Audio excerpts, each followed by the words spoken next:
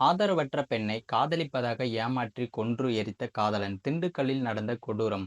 என்ன நடந்தது வாங்க விரிவா பார்க்கலாம். பெற்றோர் இல்லாமல் ஆசிரமத்தில் வளர்ந்து வந்த பெண்ணை காதலிப்பதாக ஏமாற்றி கொலை செய்து எரித்த காதலன். ஒரு வாரத்திற்கு பின் கொலை செய்யப்பட்ட பெண் யார் என்று கண்டறிந்த காவல்துறையினர். திண்டுக்கல் மாவட்டம் ஆத்தூர் தாலுகா கன்னிவாடி காவல் நிலையத்திற்கு உட்பட்ட கொடைக்கானலுக்கு செல்லக்கூடிய தருமத்துப்பட்டி பன்றிமலை அமைதி சோலை அருகே 60 அடி ஆழ பள்ளத்தில் அதிமூலம் நீரோடை அருகே 13/4/2025 அன்று 22 வயது முதல் 30 வயதிற்குட்பட்ட அடையாளம் தெரியாத பெண்ணின் சடலம் ஒன்று எரிந்த நிலையில் இருப்பதாக அங்கு கால்நடை மேய்ச்சல் செய்பவர்கள் கன்னிவாடி காவல்துறையினருக்கு தகவல் அளிச்சிருக்காங்க. இது குறித்து கன்னிவாடி காவல்துறையினர் வழக்கு பதிவு செய்து விசாரணையும் மேற்கொண்டிருக்காங்க. முதற்கட்ட விசாரணையில பார்த்தீங்கன்னா, மதுரையில் பெற்றோர் இல்லாமல் சக்தி விடியல் எனும் ஆசிரமத்தில் மாரியம்மாள் என்பவர் வளர்ந்துள்ளார். 12ஆம் வகுப்பு முடித்த பின்பு மதுரையில் வேலை செய்து வந்துள்ளார். அப்போது திண்டுக்கல் நத்தம் சாணர்பட்டி எமகாலபுரத்தைச் சேர்ந்த பிரவீன் என்பவர் உடன் பழக்கம் ஏற்பட்டுள்ளது.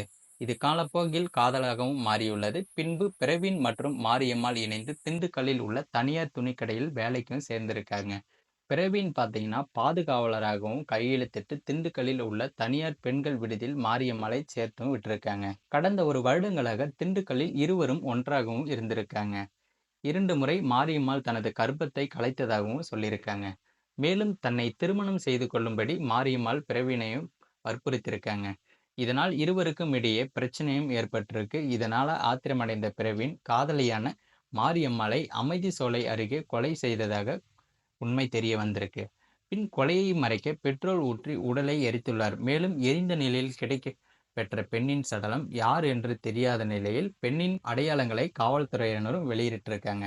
காவல்துறையினரிடம் மாட்டிக்கொள்ளக்கூடாது என்பதற்காக காவல் நிலையத்திற்கு அவரை சென்று காவல்துறையினரிடம் தெரிவித்த அடையாளம் தனது காதலி என தெரிவித்ததாக கூறப்பட்டிருக்காங்க. பின் காவல்துறையினருக்கும் பிரவீன் மீது சந்தேகமும் ஏற்பட்டிருக்கு. அவரை விசாரணை வலயத்திற்குள்ளாரையும் கொண்டு வந்திருக்காங்க. விசாரணையில் தான் கொலை செய்ததையும் மறுநாள் சென்று உடலை எரித்ததாகவும் தெரிவிச்சிருக்காங்க. மேலும் பிரவீன் எவ்வாறு கொலை செய்தார் என்பது குறித்து காவல்துறையினர் விசாரணையும் மேற்கொண்டிருக்காங்க. இந்த விசாரணையில முழு உண்மையும் வெளிச்சத்திற்கும் வந்திருக்கு. மேலும் இது போன்ற வீடியோக்கள் உடனுக்குடன் தெரிஞ்சுக்கணும்னா மறக்காம நம்ம சேனல் சப்ஸ்கிரைப் பண்ணி தொடர்ந்து ஃபாலோ பண்ணுங்க.